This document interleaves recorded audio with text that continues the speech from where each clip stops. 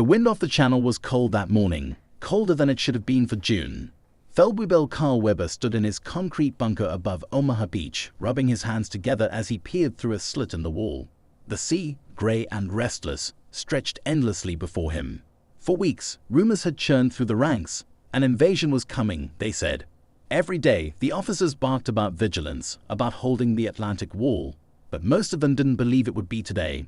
At 5:30 am, the first shells screamed through the sky. The bunker shuddered, dust pouring from the ceiling as the earth itself seemed to crack apart.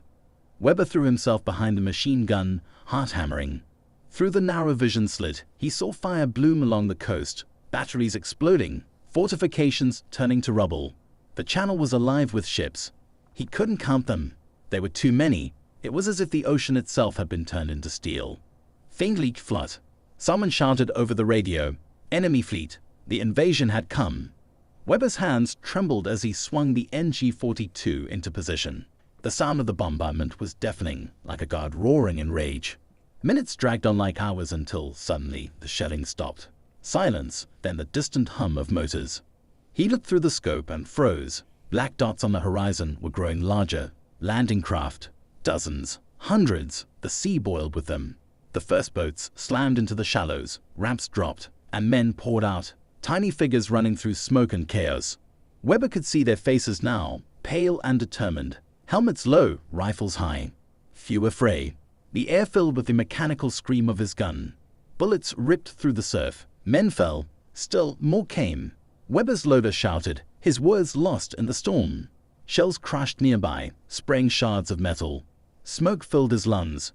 He coughed, blinked through tears and fired again. For hours, though it felt eternal, the battle raged. The Americans would fall back, then surge forward again, their resolve horrifyingly unbroken. The beach was a nightmare of bodies, steel, and sand churned to mud. Weber's comrades shouted, screamed, died. One by one, the bunkers fell silent.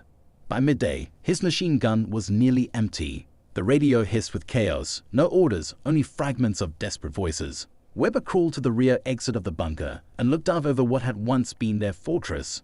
It was gone. Allied armor was rolling off the beach now, soldiers fanning out through the smoke.